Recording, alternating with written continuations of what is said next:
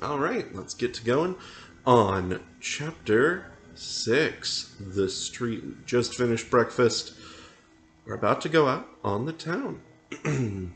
If I had been astonished at first catching a glimpse of so outlandish an individual as Queequeg circulating among the polite society of a civilized town, that astonishment soon departed upon my taking my first daylight stroll through the streets of New Bedford. In thoroughfares nigh the docks, any considerable seaport will frequently offer to view the queerest-looking nondescripts from foreign parts. Even in Broadway and Chestnut streets, Mediterranean mariners will sometimes jostle the affrighted ladies. Regent Street is not unknown to Lascars and Malays, and at Bombay, in the Apollo Green, live live Yankees have often scared the natives. But New Bedford beats all Water Street and Wapping. In these last-mentioned haunts you see only sailors, but in New Bedford actual cannibals stand chatting at the street corners, savages outright, many of whom yet carry on their bones unholy flesh. It makes a stranger stare. Bro, just like chill. They're people too. But besides the Fijians, Tonga-Taboras, Aromangons, Panagians, and Brigands, and besides the wild specimens of the whaling craft which unheeded reel about on the street, you will see other sights still more curious, certainly more comical. There weekly arrive in this town scores of green Vermonters and New Hampshiremen, all athirst for gain and glory in the fishery. Pause. I dislike how racist Ishmael can be, but I do like how he can roast a white guy. Props. Keep on roasting people from Vermont. It is always funny to make fun of people from Vermont. Moving on. They are mostly young, of stalwart frames, fellows who have felled forests and now seek to drop the axe and snatch the whale lands. Many are as green as the green mountains whence they came. In some things you would think them but a few hours old. Look there, that chap strutting round the corner. He wears a beaver hat and swallow-tailed coat, girdled with a sailor belt and sheath knife. Here comes another, with a sou'western and a bambazine cloak. No town-bred dandy will compare with a country-bred one. I mean a downright bumpkin dandy. A fellow that, in the dog days, will mow his 2 acres in buckskin gloves for fear of tanning his hands. Now, when a country dandy like this takes it upon his head to make a distinguished reputation and joins the great whale fishery, you should see the comical things he does upon reaching the seaport. In bespeaking his sea outfit, he orders bell-buttons to his waistcoat, straps to his canvas trousers.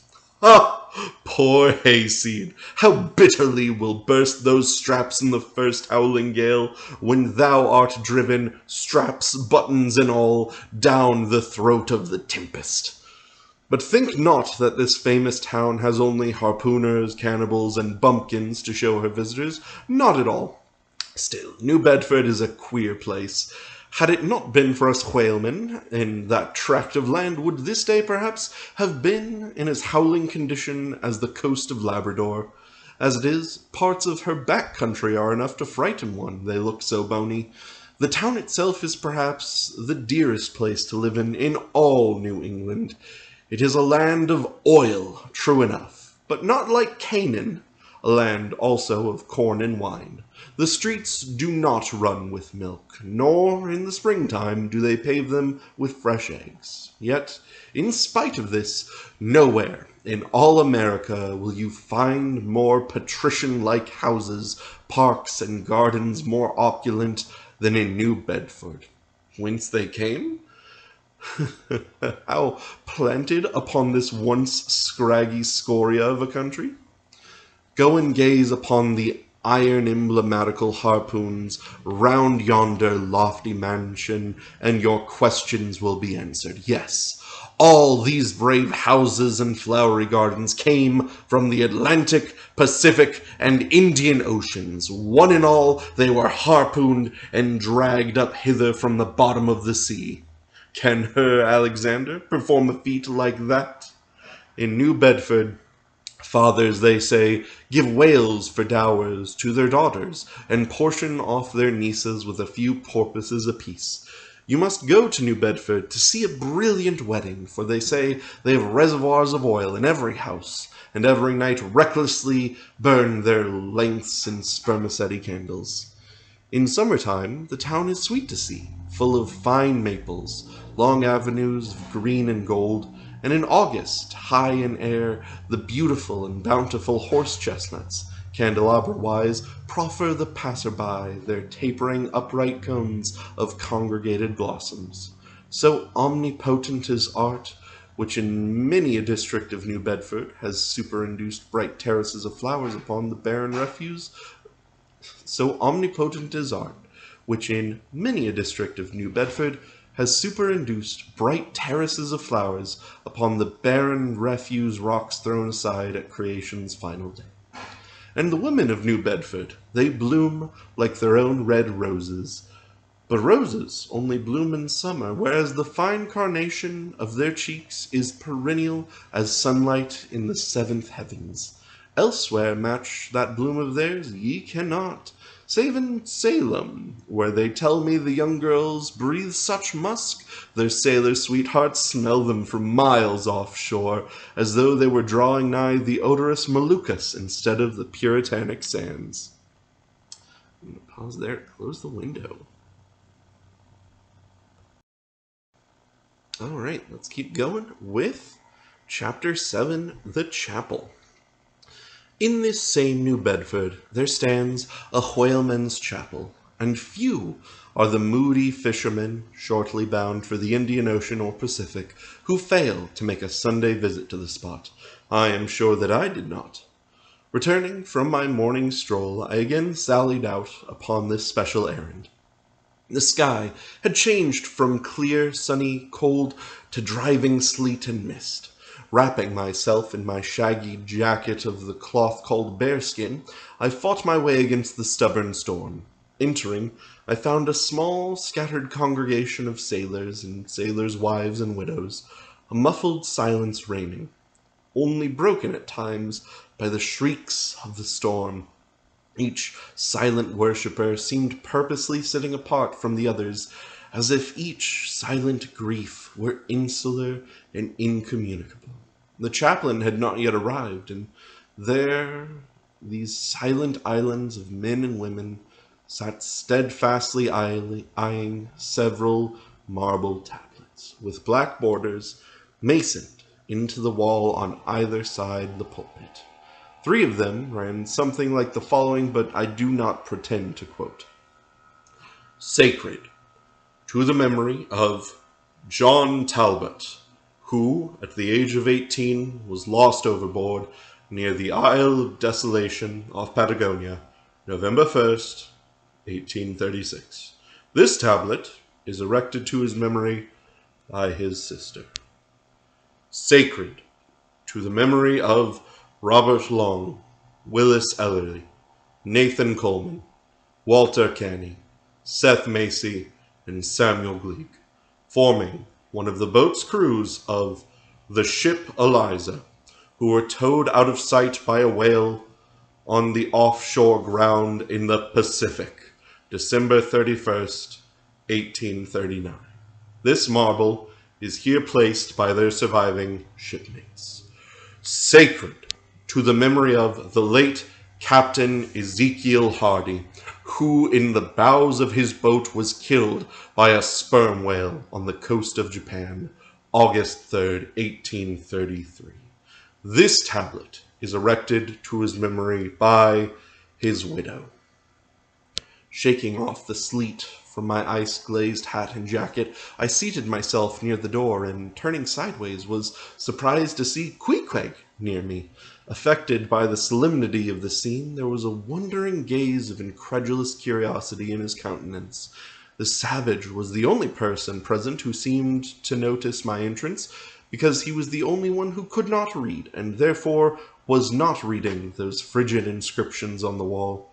Whether any of the relatives of the seaman whose name had appeared there were now among this congregation, I knew not.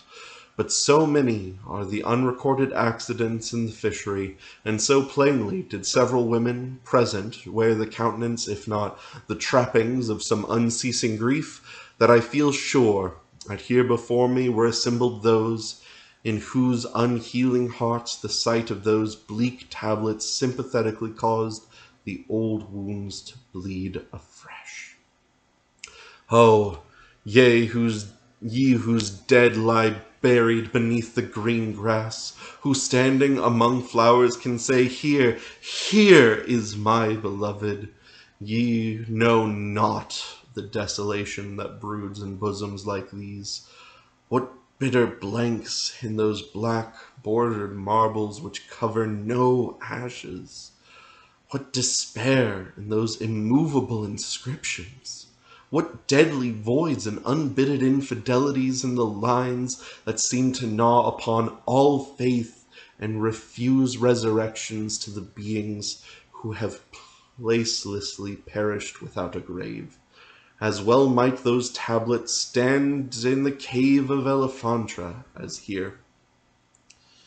In what census of living creatures the dead of mankind are included, why, it is a universal proverb says of them that they tell no tales, though containing more secrets than the Goodwin sands.